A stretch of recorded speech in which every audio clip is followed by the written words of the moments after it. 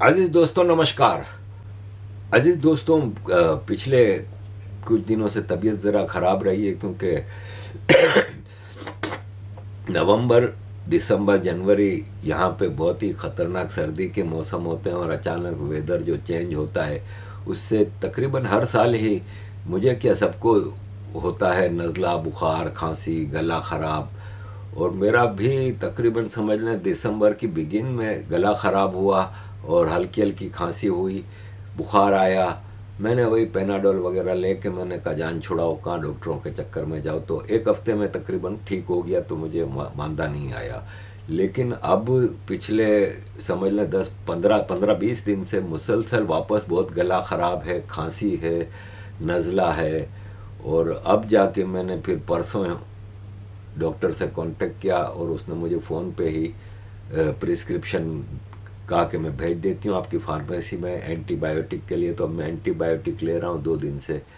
तो वैसे ही आपको पता है कि फाइनेंशियल क्राइसिस हद से ज़्यादा है, स्ट्रेस होती है इसमें, तबीयत ख़राब। तो मैं ज़रा वीडियो पे हाथ मेरा कमज़ोर हो गया था, लेकिन अब मैं वापस कोशिश कर रहा हूँ कि वीडियोस कंटिन्यू रखूँ। आपसे विनती है कि अपना सपोर्ट जारी रखें क्योंकि मामला बहुत ज़्यादा ख़राब हैं। तो इसके लिए आभारी रहूँगा। अजीज़ दोस्तों, पाक फौज अपना असर, अपनी गिरफ्त, अपना ग्रिप जो है पाकिस्तान के इश्यूज़ पे वो आस्ते आस्ते खो रही है।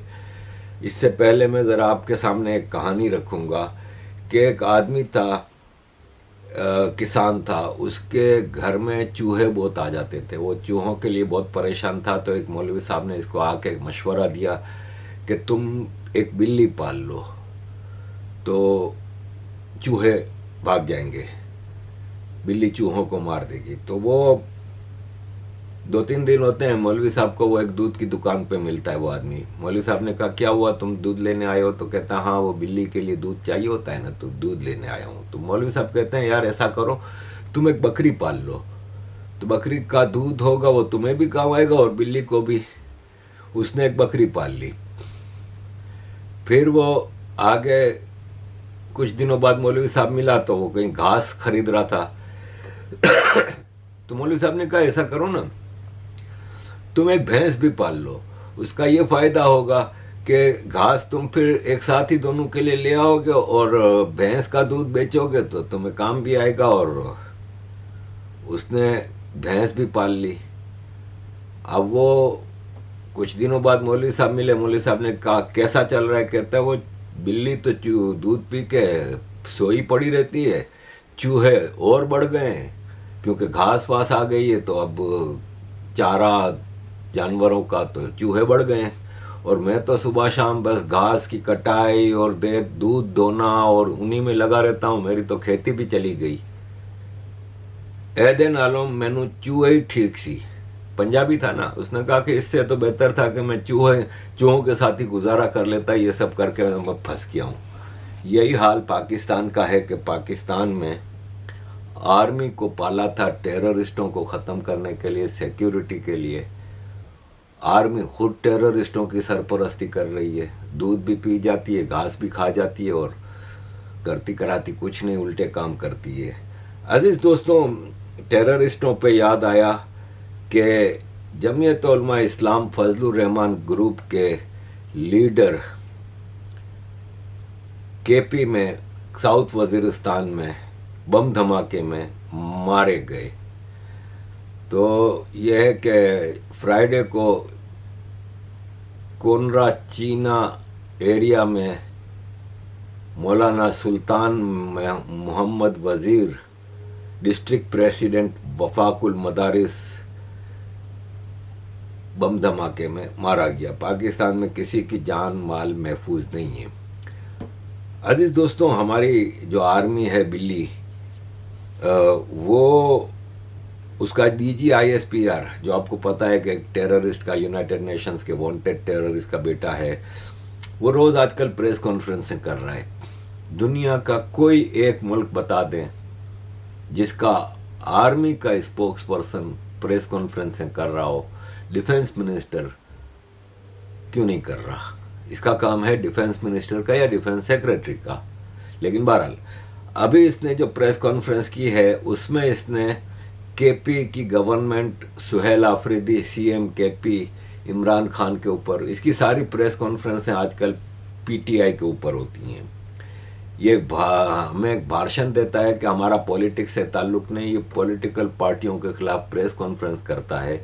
उसने केपी को तकरीबन अलग कर दिया है पाकिस्तान के बाकी प्रोविंसेस से, और ये नॉर्मल है। नज़र आ रहा है कि केपी अब पठान जो हैं वो पाकिस्तान से तंग आए हुए हैं और वो अफ़गानिस्तान के साथ जुड़ गए हैं। वफाक और 3 सूबों की क़यादत एक पेज पर है दहशतगर्दी के हवाले से और मुल्क की डेवलपमेंट के हवाले से, तो चौथे सूबे को इस मरकज़ी धारे में लाने के लिए उसकी सियासी क़यादत को क्या इक़दाम किए जा रहे हैं और क्या सोच अपनाई जा रही है? जी, ये जो सियासत है ये एंगेजमेंट का काम है ना, तो जो पॉलिटिकल पार्टीज़ हैं वो उनको एंगेज करेंगी, करती होंगी। हमारा काम ये है कि हम जो सा है दूध का दूध और पानी का पानी साफ आपके सामने, कौम के सामने रखते हैं। दैट्स आवर जॉब, ठीक है। It's not we have to tell, we call always spade a spade. तो मैं आपको ये बता रहा हूँ कि ये दहशतगर्दी का जो बयानिया है ये कहाँ से चला था? 2023 से। उससे पहले तो इनको किसी ने खारजी भी मेरे भाई डिक्लेयर नहीं किया था। ये टाइम भी इस मुल्क में रहा है कि जहाँ पे लोगों ने ये कहा कि ये दहशतगर्दों के ख़िलाफ़ जो लड़ रहे हैं इनके जनाजे नहीं हम पढ़ेंगे। इस हद तक कन्फ्यूजन इस मुल्क में डाली गई या नहीं डाली गई? तो clarity takes time, it needs to be permeated. तो ये जो क्लैरिटी है हमारे पास अल्हम्दुलिल्लाह, हम we are absolutely clear what we are fighting under. और वो क्लैरिटी जो सी है उसका जो सोर्स है वो आपके फील्ड मार्शल हैं, उसका जो प्राइमरी सोर्स है वो आपके फील्ड मार्शल है। दैट क्लैरिटी ही हैड कि कोई बातचीत नहीं करनी। ये आप सुनते आ रहे हैं उनसे। इधर तो ये भी क्लैरिटी थी कि इनसे बातचीत कर लो, थी या नहीं थी? तो ना कोई बातचीत करनी है, ना इनको कोई स्पेस देनी है। ये ख्वारिज हैं, इनसे लड़ना है। इनके ऊपर अल्लाह के अहकामात के मुताबिक, उन्होंने वो आयत बार बार ये पढ़ते हैं, ये अल्लाह के अहकाम है, कहते हैं कि अल्लाह का अहकाम है, मेरा हुक्म नहीं है, अल्लाह ने ही हुक्म दिया है, तो हम अल्लाह के हुक्म के ऊपर फॉलो कर रहे हैं। वो मस्जिद में खड़े होकर यही कह रहे हैं कि तुमने, ये है इस मुल्क का कानून, ये है अल्लाह का कानून, और वो कह रहे हैं कि आपने सब काम किए इसलिए फतह आपकी होगी। तो वी हैव एब्सोल्यूट क्लैरिटी। हमारी पुलिस को क्लैरिटी है, हमारी लॉ इन्फोर्समेंट क्लैरिटी है, हमारी रियासत क्लैरिटी है। That clarity is with the political leadership. तो इंशाल्लाह ताला ये क्लैरिटी उनको भी आ जाएगी। इसके बगैर कोई चारा ही नहीं है। और अगर किसी के कोई ज़ाती मकासद हैं, कोई अपने वेस्टेड इंटरेस्ट हैं और वो उस क्लैरिटी को हासिल नहीं करना चाहता, तो फिर दूध का दूध पानी का पानी सबके सामने साफ। अब ये आपने देखा, ये एक आर्मी का जनरल है। मतलब आप बताएं कि किसी तौर शोभा देता है किसी आर्मी जनरल को इस तरह की प्रेस कॉन्फ्रेंसें करने का, इस लैंग्वेज में बात करने का, और फिर ये कहना कि हमारा पॉलिटिक्स से ताल्लुक़ नहीं है। अजीज़ दोस्तों, मैं जब कहता हूँ ना कि पठान पाकिस्तान से अब तंग आ गया है, तो ये मेजर इमरान अली है, स्वात खैबर पख्तूनख्वा से ताल्लुक़ है। 22 नवंबर को इसको ऑर्डर दिए गए कुछ ऑपरेशन के हवाले से पठानों के ख़िलाफ़। उसने मना कर दिया ऑर्डर के लिए, और उसके ख़िलाफ़ एक कोर्ट मार्शल दायर किया गया। लेकिन वो भाग के ईरान चला गया बलूचिस्तान के रास्ते, और फिर वहाँ से इंग्लैंड आ गया। और अब अदील राजा से रिक्वेस्ट की है कि मेरी मदद करो, यहाँ पे मैं सेटल होना चाह रहा हूँ। पाकिस्तान आर्मी बहुत मुश्किल में आ गई है कि पश्तून, जो कि पाकिस्तान आर्मी में पंजाबी के बाद दूसरे नंबर पे हैं, उन्होंने अब आर्मी के ऑर्डर्स मानना मना कर दिया है। इसलिए कि या तो पश्तूनों को मारना होता है, बलोचों को, या केपी के पठानों को, या बलूचिस्तान के पठानों को। और वो अपने ही भाई बंदों को मार के तंग आ गए हैं, और अपनी आँखों से पंजाबी आर्मी के हाथों अपनी ही कौम के बेइज्जत होने को देख के तंग आ गए हैं। मुझे याद आता है कि 1971 में जब पाकिस्तान की आर्मी बांग्लादेश के लोगों के ऊपर अत्याचार कर रही थी, तो पाकिस्तान की आर्मी में कुछ बंगाली ऑफिसर्स भी थे। तो एक मीटिंग में आर्मी जनरल, जो चीफ था वहाँ का, जनरल नियाजी, जिसने बाद में हथियार फेंके थे, उसने लेक्चर भाषण दिए थे कि जवानों, मुझे स्कोर चाहिए। मैं चाहता हूं कि देखूं तुम लोग कितना हाई स्कोर करते हो बंगाली औरतों के रेप करने में, बंगाली इंटेलेक्चुअल्स के कत्ल करने में। और फिर बंगाली औरतों का जब रेप हुआ बार बार, तो वो बंगाली ऑफिसर जो आर्मी का था, मैं नाम भूल रहा हूँ, उसने अगले दिन खुदकुशी कर ली। तो यही हाल अब पठानों का है। बंगाली तो फिर बहुत कम थे पाकिस्तान आर्मी में, लेकिन पठान बहुत हैं। और पंजाबी आर्मी अपने जवानों को बचाने के लिए पठान फौजियों को आगे करती है, लेकिन अब पठान तंग आ गए हैं। केपी का जहाँ तक जिक्र करें तो देखें, केपी का चीफ मिनिस्टर इमरान खान का जो अपॉइंट किया हुआ है सुहेल आफरीदी, आर्मी उससे तंग आई हुई है। वो एक पब्लिक मूवमेंट गैदर कर रहा है। ये अभी पंजाब के दौरे पे गया, 3-4 दिन वहाँ रहा, लेकिन मरीम नवाज़ की पुलिस ने और पाकिस्तान आर्मी ने उसको कुछ करने नहीं दिया। इवन के जब वो खाना खाने के लिए एक फूड स्ट्रीट पे गया तो फूड स्ट्रीट बंद करा दी गई और उसको खाना भी नहीं खाने दिया गया। तो इसने ऐलान किया अब कि मैं सिंध जाऊंगा।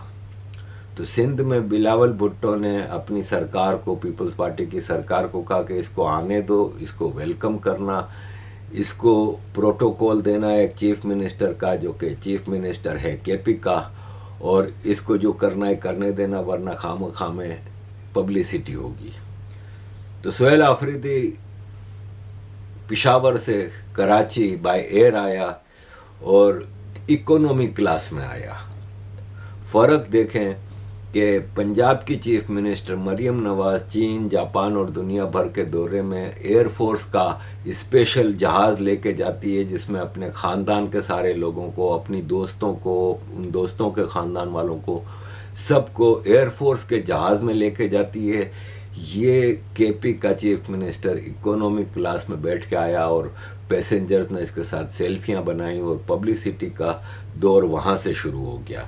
फिर इसको वेलकम किया सिंध के मिनिस्टर्स ने और उसको सिंधी टोपी पहनाई, सिंधी अजरक ओढ़ाई और उसको वेलकम किया। और इसने कुछ मीटिंगें की पीटीआई के लोगों के साथ जो वहाँ पे सिंध में हैं। इसके अलावा इसने बार कौंसिल में जाके एक मीटिंग की। इसके बाद पब्लिक गैदरिंग की। ये घांची पाड़ा की इसकी गैदरिंग है। लियारी के बिल्कुल साथ है घांची पाड़ा। वैसे लियारी अब देखा जाए ना तो पुराना कराची तो बहुत बड़ा है, उसमें लियारी एक डिस्ट्रिक्ट है, लेकिन लियारी में जैसे आते हैं खारादार, मीठादार, चाकीवाड़ा, मूसा लेन, रामस्वामी और इस तरह के वहाँ के काफ़ी इलाके हैं, ली मार्केट। और उसके साथ ही फिर आगे जाएं तो थटाई कंपाउंड और घांचीपाड़ा वगैरह इलाके हैं।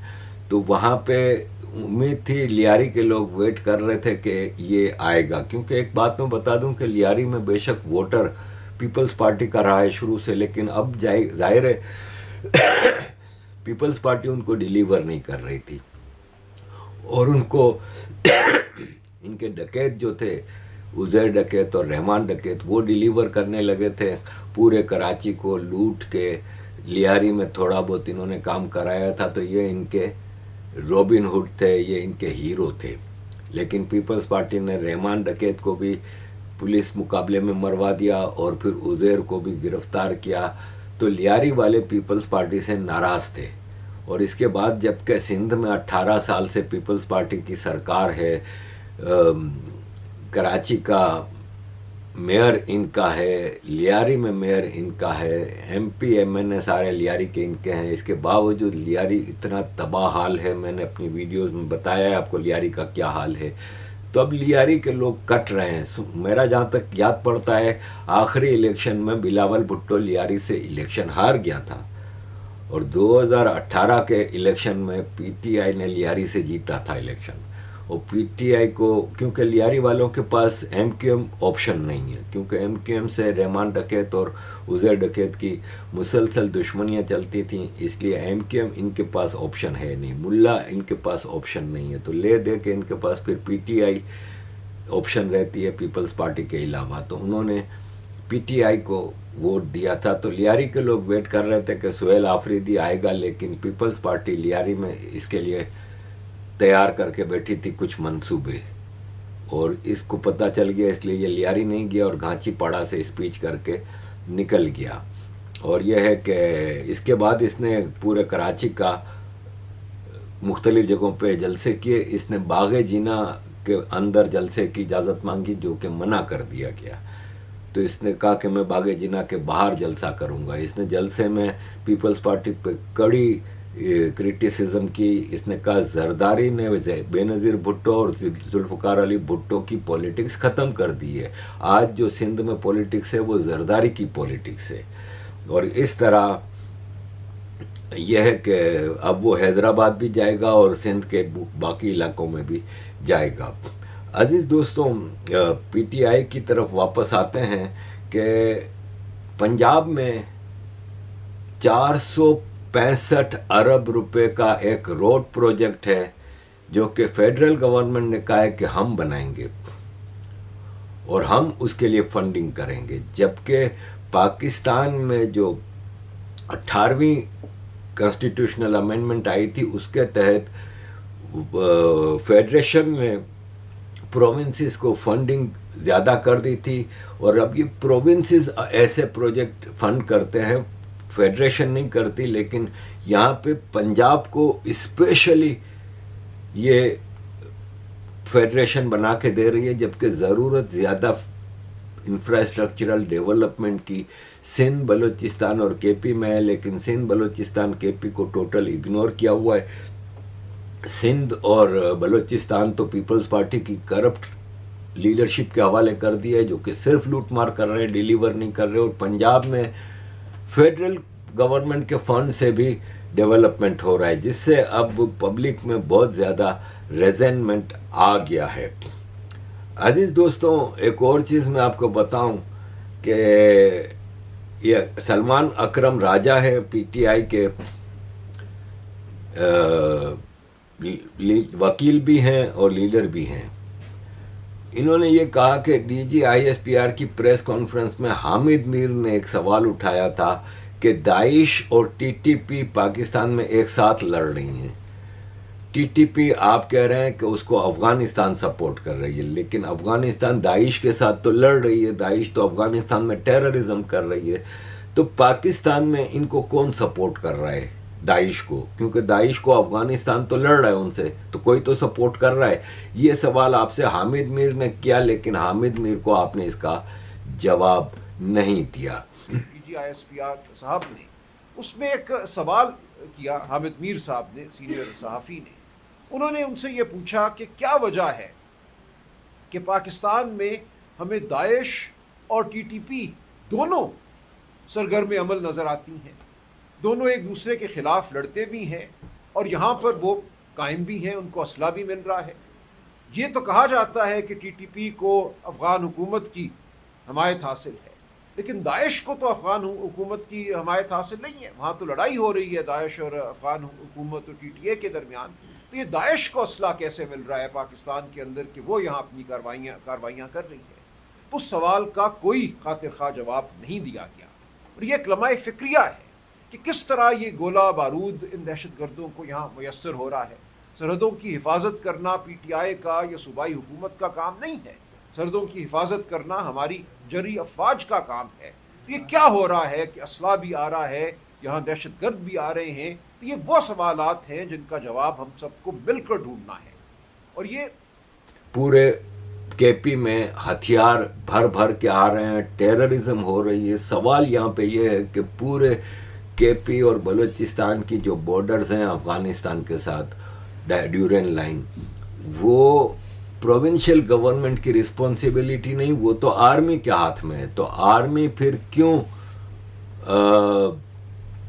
कैसे जवाब दे आर्मी कि कैसे हथियार आ रहे हैं, कैसे टेररिज्म हो रही है, कैसे टेररिस्ट आ रहे हैं? जबकि आप अब पाकिस्तान की ये डिमांड कि हम एक बफर जोन कायम करना चाह रहे हैं अफ़गानिस्तान में ड्यूरेन लाइन के साथ 5 से 10 किलोमीटर का एक बफर जोन, तो सवाल ये है कि भाई साहब बॉर्डर तो आपके हाथ में है, जब आप इसको नहीं कंट्रोल कर रहे तो आप अफगानिस्तान में बफर जोन में क्या करेंगे। और बहुत ही ज़्यादा अगर आपको लगता है बफर जोन बनाना, तो बफर जोन आप ड्यूरन लाइन के पाकिस्तान वाले हिस्से में बनाइए ना, जो आपका इलाका है। अगर आप सिंसियर हैं टेररिज्म रोकने से, अगर आप सिंसियर हैं कि वहाँ से हथियार और टेररिस्ट ना आए, तो आप वो बफर जोन पाकिस्तान में बनाएं। वहाँ पे तो आपको टीटीपी जीने नहीं देगी बफर जोन में। वहाँ पे आप एक नई जंग क्यों छेड़ना चाह रहे हैं? आप इस तरफ बना लें, आपका इलाका है, आप इसमें मदद से करें। और वैसे ही पूरा ड्यूरेंट लाइन आपके कंट्रोल में है। स्मगलिंग खुल के हो रही है, जब स्मगलिंग हो रही है उसको आप रोकना नहीं चाह रहे इसलिए कि वो आपका दिहाड़ी है, तो फिर आप इस तरह की डिमांड करके इसका कोई फ़ायदा नहीं है। तो अजीज़ दोस्तों, पाकिस्तान की आर्मी केपी और बलूचिस्तान को तो तकरीबन लूज़ कर रही है। इसके अलावा इस वक्त जो रीजनल और इंटरनेशनल पॉलिटिक्स में पाकिस्तान जो पंगे ले रहा है, उसका नतीजा तो बहुत भयानक होगा। मैं उस पर अलग से वीडियो बनाऊंगा। अजीज़ दोस्तों, मैं आपको बता दूं कि इमारात और सऊदी अरब के बीच में और चाइना और अमेरिका के बीच में अब पाकिस्तान को बैलेंसिंग रखना बहुत मुश्किल होता जा रहा है। दोनों जगह दो दो कश्तियों में पांव रख के पाकिस्तान एक बहुत ही बड़ी मुश्किल में आ रहा है। और ख़ास तौर पे जो इस वक्त अमेरिका और चाइना का खुल के टाकरा हो चुका है, उसमें पाकिस्तान कैसे फैसला करेगा कि कहाँ जाएगा। इसी तरह सऊदी अरब और इमारात खुल के सामने एक दूसरे के खिलाफ लड़ रहे हैं। दोनों के आगे पाकिस्तान बिका हुआ है, लेटा हुआ है। कैसे बैलेंस करेगा, ये एक बहुत मुश्किल सवाल है। अजीज दोस्तों, thank you very much for all your support. Kindly keep supporting.